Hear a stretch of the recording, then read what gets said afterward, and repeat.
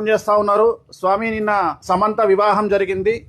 మరి పోయిన సంవత్సరము 16 నెలల క్రిందట నాగచైతన్య శోభిత వివాహం జరిగినప్పుడు చాలామంది మిమ్మల్ని తిడుతూ, మిమ్మల్ని టార్గెట్ చేస్తూ, చాలా విపరీతంగా మిమ్మల్ని ట్రోల్ చేస్తూ, మీ గురించి డిబేట్లు పెడుతూ, ఎవరు అడిగారని చెప్పేసి వేణుస్వామి నాగచైతన్య శోభిత జాతకాలను బహిర్గతం చేసినాడు అని చెప్పి విమర్శించిన వాళ్ళు, చాలామంది మనోభావాలు దెబ్బతిన్నాయని బాధపడిన వాళ్ళు, జై బగలముఖి దేవ్యే నమః. ఓం హ్రీం బగలాముఖీం సర్వదుష్టానాం వాచం ముఖం పదం స్తంభయ జిహ్వాం కీలయ బుద్ధిం వినాశయ హ్రీం ఓం స్వాహ.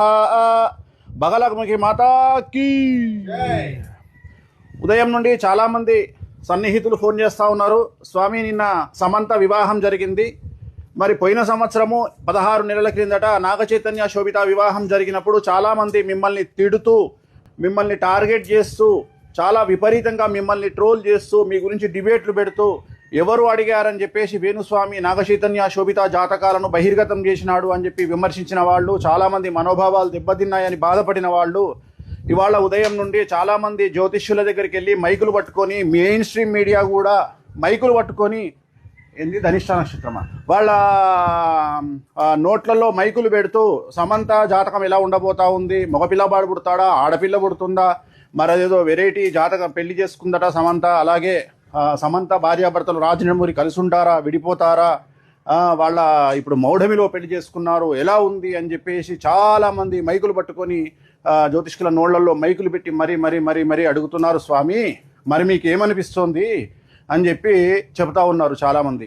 సో చాలామంది అడిగినప్పుడు జ్యోతిష్కులు ఏం చేస్తారు, అడిగారు కాబట్టి చెప్తారు. అంటే వాళ్ళు ఏం క్వశ్చన్ అడుగుతున్నారు నన్ను అంటే, మరి ఇప్పుడు సమంత అడిగిందా, రాజనమూరి అడిగాడా, మరి వీళ్ళు ఎందుకు వెళ్ళి మైకులు పెట్టి జ్యోతిష్కుల దగ్గరికి వెళ్ళి జాతకాలు చెప్పమని అడుగుతున్నారు స్వామి, మీరేమైనా దీని మీద స్పందిస్తారా అని పొద్దున్న నుండి ఫోన్లు చేస్తూ ఉన్నారు.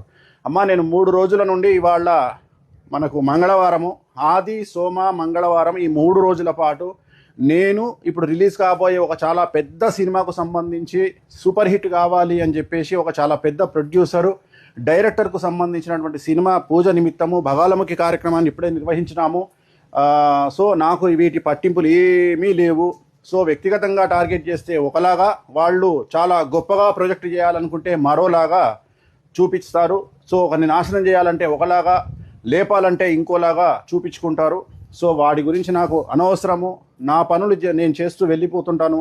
ఆ తిరుమల వెంకటేశ్వర స్వామి వారు, అలాగే ఆ కామాఖ్య అమ్మవారు, బగాలముఖి చిన్నమస్తా అమ్మవార్లు, సో నాకు ఏ విధంగా నన్ను సేవ్ చేసుకోవాలి అనేది ఆ అమ్మవార్లకే వదిలేసి నా ప్రయాణాన్ని నేను ముందుకు కొనసాగిస్తూ ఉంటాను.